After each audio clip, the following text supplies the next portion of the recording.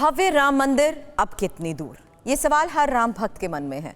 और टीवी 9 भारतवर्ष पर हमने आपको राम मंदिर से जुड़ी हर खबर सबसे पहले और सबसे नए अंदाज में दिखाई है।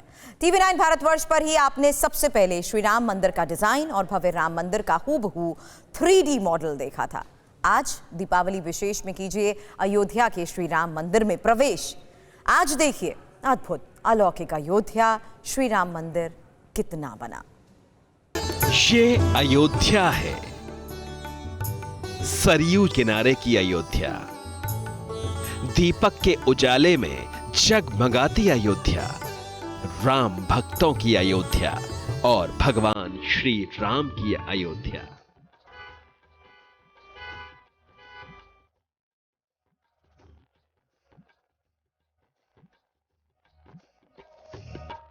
अयोध्या सिर्फ एक शहर नहीं है, हिंदू सनातन सभ्यता की पहचान है।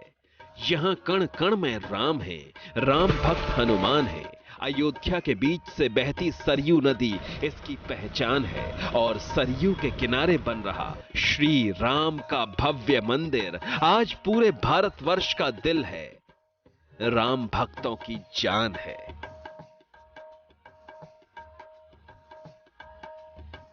अयोध्या ने 14 साल इंतजार किया।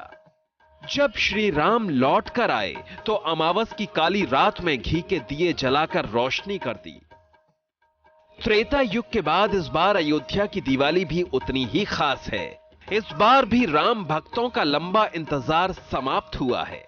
श्री राम लला का भव्य राम मंदिर बन रहा है, इसलिए अयोध्यावासी दिए जलाकर दिवाली मना रहे हैं।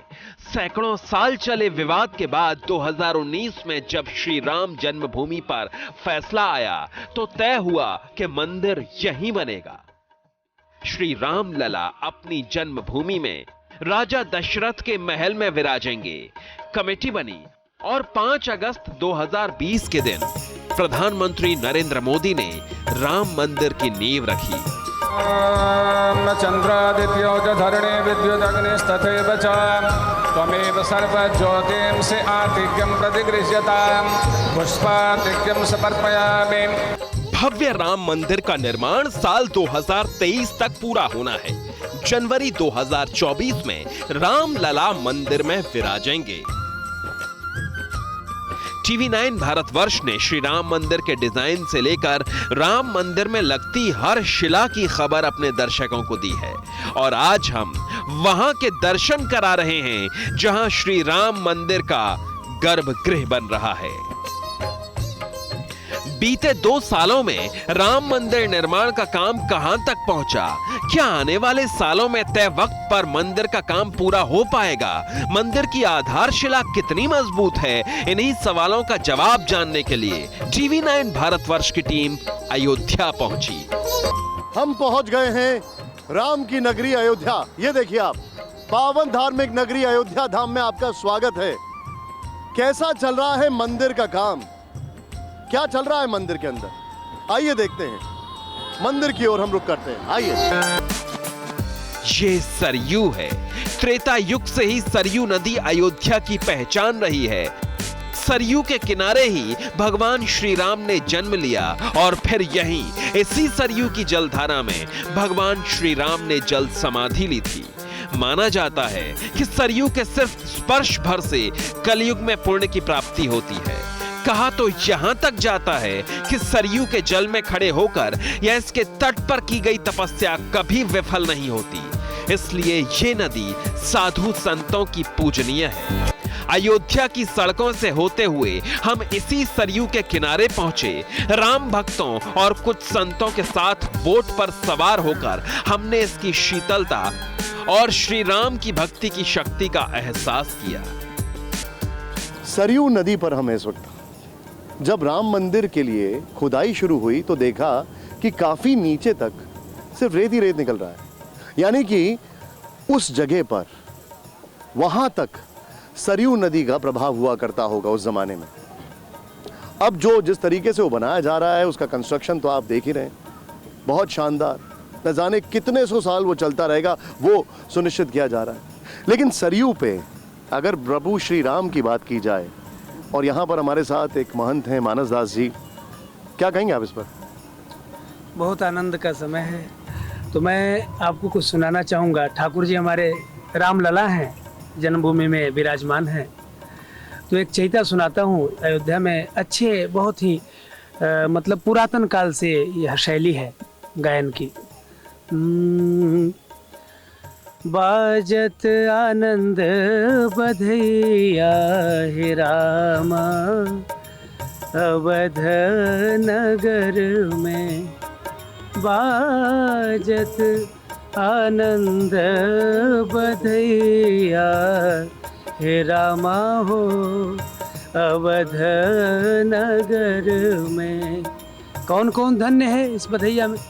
धन्य राजा दशरथ, धन्य तीनों माई, धन्य राजा दशरथ, धन्य तीनों माई, पुनि पुनि लेत बलैया हे रामा, अवध नगर में बाजत आनंद बधैया हे रामा, अवध नगर में। साफ है, अयोध्या के जर्रे जर्रे में भगवान श्री राम बसते हैं। हर जुबान पर राम का नाम है, इसलिए अयोध्या में दाखिल होते ही हमें भक्ति के रंग दिखने लगे। भगवान श्री राम के भक्तों से मुलाकात होने लगी, जिनके चेहरों पर श्री राम मंदिर निर्माण की खुशी साफ साफ दिख रही थी। राम मंदिर बन रहा है, कैसा लग रहा है आपको? बहुत अच्छा लग रहा है। ये हमारे लिए गर्व की बात है कि हम इस राम मंदिर को बनते हुए देख रहे हैं। ये हम पूरे हिंदुओं के लिए, सनातन संस्कृति के लिए, और बल्कि हम तो ये समझते हैं पूरे विश्व के लिए ये गर्व की बात होना चाहिए। राम मंदिर आपको लग रहा है समय तक बन जाए? हाँ बिल्कुल, ये पूरा विश्वास है। माता जी एक बात बताइए, राम मंदिर बन रहा है, कैसा लग रहा है आपको? बहुत अच्छा लग रहा है। हाँ, इतनी दूर से देखने के लिए आए। बहुत अच्छा लग रहा है। बन जाएगा तो बहुत ही अच्छा लगेगा। बहुत बहुत अच्छा लगा। आएंगे, देखेंगे कैसा बन रहा है, क्या हो रहा है। अच्छा लगेगा, बहुत अच्छा लग रहा है। दर्शन का तभी देखेंगे, ऐसे खुशी हो रही है। अब कहाँ बताऊं। अयोध्या नगरी उस क्षण धन्य हो गई जब उसकी धरती पर राम नाम की कोपल फूटी। श्री राम लला ने यहाँ जन्म लिया और त्रेता युग धन्य हो गया। हमारा अगला पड़ाव उसी मिट्टी, उसी जगह की तरफ था जहां भगवान श्री राम जन्मे, और अब वहां भव्य मंदिर निर्माण का काम चल रहा है। यहां पहुंचकर हमारी टीम की मुलाकात श्री राम जन्मभूमि तीर्थ ट्रस्ट के सदस्य अनिल मिश्रा से हुई। राम मंदिर की नींव रखे जाने के बाद से अनिल मिश्रा यहां दिन रात डटे हैं। मंदिर के निर्माण पर उनकी बारीक नजर है। ऐसे में हमने उनसे मंदिर के कंस्ट्रक्शन को लेकर बात की। तो ये देख रहे हैं आप किस भव्यता से ये मंदिर बन रहा है। अनिल मिश्रा जी मेरे साथ हैं। अनिल जी, क्या तैयारी चल रही है यहाँ पर? किस तरीके से, कहाँ से पत्थर आ रहे हैं? क्या काम पूरा हो जाएगा? बहुत सारे मन में सवाल लोगों के हैं। जी, आइए। बहुत अच्छा आप प्रश्न है ये। हमने बड़े परिश्रम और इंजीनियर, हमारे देखिए टीसी के इंजीनियर हैं शुक्ला जी, इन सब के सहयोग से इस मंदिर की 15 मीटर गहरी और 350 फीट चौड़ी, लंबी और 250 फीट चौड़ी इसकी नींव तैयार किया है। नींव तैयार करने के बाद हमें कर्नाटक के ग्रेनाइट स्टोन से अपनी प्लिंथ तैयार की। अच्छा, 17,000 पत्थरों की ये प्लिंथ तैयार होकर के खड़ी हो गई है। हाँ। उसके ऊपर बंसी पहाड़पुर के तरासे गए पत्थर से जो मुख्य मंदिर है, जिसको हम अपर स्ट्रक्चर कह सकते हैं, उसके निर्माण का काम बहुत तीव्रता से चल रहा है, आपको दिखाई पड़ रहा है।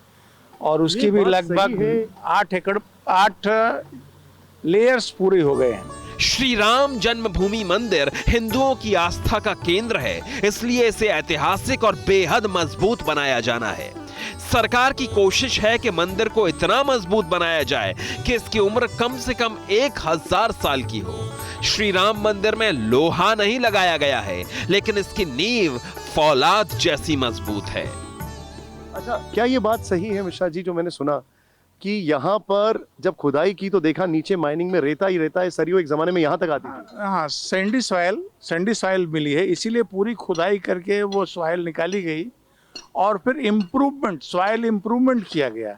जो 15 मीटर नीचे से जो सॉइल इम्प्रूव करते हुए ले आए, मिनिमम सीमेंट और मैक्सिमम वो कंक्रीट और वो उसकी फ्लाई ऐश और स्टोन डस्ट का उपयोग करते हुए थोड़े से पानी के साथ 1 फीट के लेयर को दबा करके 10 इंच जब रह जाती थी तो दूसरी लेयर डालते हुए ऐसे 48 लेयर डाल करके हम ऊपर तक आए हैं। उसको हमने कहा है 48 लेयर उसको एक चट्टान के स्वरूप में बनाया है, क्योंकि नीचे फाउंडेशन के लिए चट्टान सबसे मजबूत माना जाता है। उसी चट्टान के स्वरूप में खड़ा किया है, ना तो उसमें लोहा लगा है। सीमेंट की मात्रा केवल 2% है उसके अंदर, इसलिए हम उसको चट्टान का नाम दे रहे हैं। और वो नींव के नीचे एक चट्टान रूपी एक बहुत बड़ा खंड खड़ा हुआ है, जिसको शिला भी कह सकते हैं। शुक्ला जी, एक बात बताइए, क्या ये बात सही है कि इसका जो कंस्ट्रक्शन हुआ है उसी तर्ज पर हुआ है जैसे कोई डैम बनाया जाता है, स्टार्ट वैसे ही किया गया इसको? जनरली जो इंजीनियरिंग फील्ड से हम लोग 48 लेयर में, जो मिश्रा साहब ने जैसा कहा कि उसको हमने रोल करके कॉम्पैक्ट किया है, जनरली उस मटेरियल का इस्तेमाल हम लोग डैम में करते हैं। अभी बहुत कम जगह ऐसा इस्तेमाल हुआ। इंजीनियर्स के सामने चुनौती सिर्फ रेतीली जमीन की ही नहीं थी। अयोध्या में कई बार मंदिर बनाया गया, कई बार विदेशी आक्रांताओं ने तोड़ दिया। ऐसे में यहां जमीन के नीचे कई ऐसे ढांचे थे जो नींव को भविष्य में कमजोर कर सकते थे। इस समस्या से निजात पाने के लिए एक खास तरीका अपनाया गया।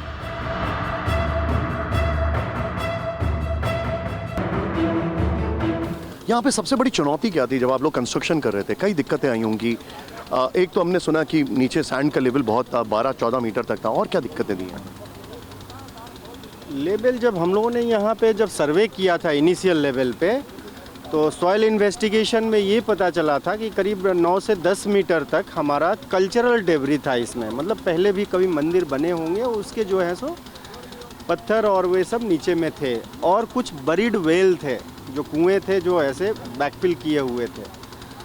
तो वो सबसे पहली चुनौती थी हमारी कि उसको कैसे टैकल किया जाए। तो ये सब इंजीनियर, जो IIT के इंजीनियर और जितने एक्सपर्ट कमेटी हमारी बनी हुई थी, उन्होंने डिसाइड किया कि सब ये पहले पूरी की पूरी सॉइल को वहाँ से निकाल ली जाए। निकाल करके एक्सकेवेट करके हम लोगों ने बाहर किया, और तब जा कर के इंजीनियरिंग फिलिंग हम लोगों ने किया। इंजीनियरिंग फिल करके और एक आर्टिफिशियल रॉक का शेप हम लोगों ने दिया यहाँ पे, पूरी 14 मीटर भराई करके। दूसरी हमारी चैलेंज थी इसमें, जब एग्जीक्यूशन जब स्टार्ट हुआ, ये करीब अप्रैल में हम लोगों ने इसकी भराई का काम शुरू कर दिया था। जनवरी से मार्च तक एक्सकवेशन कंप्लीट हो गया था। करीब 2 लाख क्यूबिक मीटर हम लोगों ने इसमें एक्सकवेशन किया। इसके बाद जब हम लोग फिलिंग का काम शुरू किया तो अप्रैल माह से लेके मई जून बारिश का सीजन आ गया। ये एक बहुत बड़ा तालाब की तरह नीचे दिख रहा था। इतना गहरा था ये करीब 14 मीटर हमारा गर्भगृह में मैक्सिमम गहरा था, जिस लेवल पे आप खड़े हैं। तो इतनी गहराई में आप उसको ऊपर भर के आना है हमको, एक 10-10 इंच के लेयर में। तो बारिश में कैसे इसको किया जाए, ये हमारी सबसे बड़ी चुनौती थी। तो बारिश में करने के लिए हमने पूरे एरिया को पॉलीथीन शीट से ऐसा कवर्ड किया, पॉलीथीन शीट से कवर करके, और जो कंक्रीट का लेयर था उसको हम लोगों ने 5 सेगमेंट में बांटा था करने के लिए। तो इस तरह से किया कि किनारे का जो लेवल है हमेशा डाउन रहे बीच वाले लेवल से। तो 8 से 10 meter all around periphery of this temple footprint हम लोगों ने उसको डाउन रखा, 2-3 लेयर, और बीच वाले लेयर को ऊपर रखा, सो दैट कि पानी जब वर्षा होती थी तो पानी इसी तरह इसी एरिया में रहते थे, और इसको हम लोग डिवॉटरिंग करके निकाल देते थे। लेकिन बीच का एरिया हमारा काम चलता रहता था, बारिश रुका काम शुरू। तो ऐसे करके हम लोगों ने रिकॉर्ड 6 मंथ्स में इस काम को पूरा किया। सिर्फ मंदिर ही नहीं, मंदिर के ढांचे को भी चट्टान जैसी मजबूती दी जा रही है। इसलिए कंस्ट्रक्शन में इस्तेमाल होने वाली धातु, पत्थर और कंक्रीट का बेहद खास ख्याल रखा जा रहा है। TV9 भारतवर्ष की टीम ने मंदिर निर्माण से जुड़ी एक एक जानकारी जानी और समझी। इस देश में राम नाम की गूंज है, हर कोई जानता है। लेकिन देखिए आप, राम के काज में कहां कहां से क्या क्या मेहनत की गई। कई आईआईटी के इंजीनियर्स लगे। मैं अपने कैमरामैन को बोलूंगा थोड़ा जूम इन करें। ये देखिए, ये जो आप पत्थर देख रहे हैं यहां पर ग्रे कलर का, ये है ग्रेनाइट। ये ग्रेनाइट लगाया गया है, इसमें वाटर प्रूफिंग की गई है। ये देखिए, और नीचे जो आप देख रहे हैं वो आपको मैंने बताया राजस्थान से आया पत्थर है। इसके नीचे थोड़ा इस तरफ पैन करिए, थोड़ा इस तरफ पैन करिए, इस तरफ, ये देखिए उस तरफ अगर आप जाइए, इसके नीचे ये जो आप नीचे लेयर्स देख रहे हैं, इधर देखिए, ये नीचे की तरफ लेयर्स देखें, ये वो लेयर्स हैं जो कि अलग अलग केमिकल से बनाई गई। क्योंकि यहाँ पर काफ़ी गहराई तक यहाँ पर सिर्फ रेत ही निकली। बता रहे हैं कि 12 या 14 मीटर तक रेत निकली है माइनिंग करते वक्त। तो कंस्ट्रक्शन की क्वालिटी जो है वो डैम के लेवल पर की गई है। सोचिए आप, डैम के लेवल पर। अब यहाँ पर गौर करने वाली बात क्या है, इस तरफ आइए जरा। यहाँ पर ये जो स्टोन्स आप देख रहे हैं, इन स्टोन्स को देखिए आप, ये देखिए, ये इन स्टोन्स के अंदर एक एक सॉकेट आप देख रहे हैं। दरअसल क्या है, यहाँ पर सीमेंट का इस्तेमाल बहुत कम किया जा रहा है, क्योंकि सीमेंट की एक लॉन्जिविटी होती है, एक समय तक सीमेंट रहता है। तो सीमेंट का सिर्फ 2% इस्तेमाल किया गया है। ये एक के अंदर एक स्टोन्स फिट होते जा रहे हैं।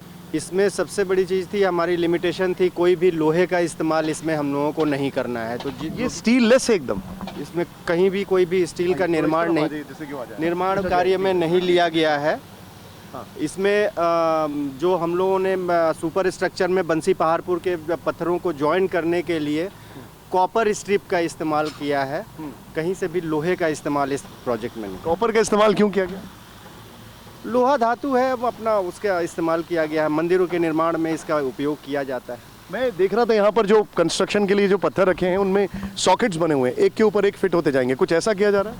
हाँ, एक के ऊपर फिट होंगे और सियर की के रूप में उसको यूज़ किया जाता है, ताकि वो जब रहे तो एक तो लाइन एंड लेवल कंट्रोल रखेगा और दूसरा जो है सो उसको एक दूसरे को इंटैक्ट रखने के लिए रखा गया। अच्छा, भूकंप विरोधी भी होगा। भूकंप विरोधी भी होगा। हाँ। मेरे कैमरामैन जो है इधर आइए जरा, एक ये चीज़ मुझे बताइए, ये जो यहाँ पर इस तरफ में जो अलग अलग नक्काशी वाले स्टोन्स देख रहा हूँ, ये जो सामने स्टोन्स वगैरह हैं, ये सब कहाँ से आए हैं? ये बंसी पहाड़पुर के स्टोन है जो पिंडवारा में इसकी कार्विंग चल रही है। हाँ। और वहीं से ये तराश करके यहाँ पे आ रहे हैं। और ये लोअर प्लिंथ है जो परिक्रमा मार्ग रहेगा नीचे की तरफ जी, उसमें सारे ये कार्विंग मार्क्स आपको दिखाई देंगे। साफ है, राम मंदिर को जितना सुंदर और आकर्षक बनाया जा रहा है, उतना ही ख्याल इसकी मजबूती का भी रखा जा रहा है। लेकिन एक सवाल अब भी था, क्या मंदिर निर्माण का काम वक्त पर पूरा हो पाएगा? सब कुछ टाइम पे चल रहा है मिश्रा जी? हाँ, टाइम से पहले चल रहा है। ये 4 दिन छोड़ दीजिए, 4-5 दिन काम रुका था, बाकी हम एडवांस। जब आया था यहाँ पर कई साल पहले की बात है, उसके बाद आता रहा अक्सर, तो हम लोग कार्यशाला में देखते थे कि 5 साल लग जाएंगे मंदिर बनने में। यहाँ पर तो हम देख रहे हैं 2 साल में ही सब तैयारी एकदम। अब उस समय मशीनें नहीं थी, आज कार्विंग की भी मशीनें हो गई हैं। और ये इतनी बड़ी बड़ी क्रेन्स की कल्पना नहीं थी उस समय। आज इस क्रेनों से पत्थर उठा करके रख देते हैं 10 मिनट में, जिसको चढ़ाने में समय लगता था, हाथियों का प्रयोग होता था। आज मशीनों के सहारे, कार्विंग मशीनों के सहारे ये काम शीघ्रता के साथ, ऐसे विशेषज्ञ इंजीनियरों को ट्रस्ट ने अपने साथ चुना है, L&T और TC जैसे लोगों को, ये काम आज संभव हो रहा है कि हम भगवान को यहाँ जनवरी 24 में विराजित कर देंगे और भक्त दर्शन करेंगे, ऐसा पूरा विश्वास है। कंस्ट्रक्शन की अगर बात की जाए, इधर आइए, कंस्ट्रक्शन की बात की जाए तो ये जो प्लिंथ है, मतलब ये जो बॉर्डर आप देख रहे हैं, ग्रेनाइट से बनाया गया है, 21 फीट ऊंचा है। जो यहाँ पर इंजीनियर्स हैं उन्होंने दिन रात इस पर सर्वे किया और ये देखिए किस तरीके से यहाँ पर काम हो रहा है। एक बड़ी इंटरेस्टिंग बात है, ये जो आप हैवी मशीनरी देख रहे हैं, ये जाहिर सी बात है टाटा और जिस तरीके से इसमें लार्सन एंड टूब्रो ने पूरी ताकत लगा दी है, वो बता रहा है कि किस लेवल पर ये काम चल रहा है। मकर संक्रांति कहा जा रहा है, मकर संक्रांति 2024, तब ऐसा कहा जा रहा है, तब शायद रामलला यहाँ पर विराजेंगे, ऐसा लोगों के अयोध्या वासियों में चर्चा है। लेकिन 2023 दिसंबर तक ग्राउंड फ्लोर का काम पूरा हो जाएगा। 2024 में बताया जा रहा है फर्स्ट फ्लोर तैयार हो जाएगा, लेकिन ग्राउंड फ्लोर जो है, ये जो आपको दिखाई दे रहा है, थोड़ा जूम इन करें इसको यहाँ पर, ये जो ग्राउंड फ्लोर है ये 2023 तक पूरा तैयार हो जाएगा, 2023 के दिसंबर तक। तो ये तैयारी चल रही है। रामलला के मंदिर की। ये देखिए, heavy duty cranes, heavy duty machinery यहाँ पर दिन रात 2200 घंटे नॉन स्टॉप काम कर रहे हैं। ट्रस्ट का दावा है कि मंदिर का 45% काम पूरा हो चुका है। 2023 में श्री राम मंदिर की पहली मंजिल तैयार हो जाएगी। ट्रस्ट का अगला लक्ष्य दूसरी मंजिल के निर्माण कार्य का होगा। भगवान श्री राम के गर्भगृह का काम तेजी से चल रहा है। 500 से ज्यादा मजदूर और इंजीनियर दिन रात श्री राम मंदिर के निर्माण के काम में लगे हैं। भगवान राम का नाम लेकर 24 घंटे 7 दिन युद्ध स्तर पर काम जारी है। ट्रस्ट का दावा है कि जो काम सितंबर के महीने में पूरा होना था वो अगस्त के महीने में ही पूरा हो चुका है। यानी श्री राम के मंदिर का काम वक्त से पहले हो रहा है। अब श्री राम मंदिर में श्री राम लला विराजमान होने का वक्त करीब है। अयोध्या के भाग्य जागने वाले हैं। श्री राम लला मंदिर में विराजने वाले हैं। Bureau report, TV9 Bharatvarsh.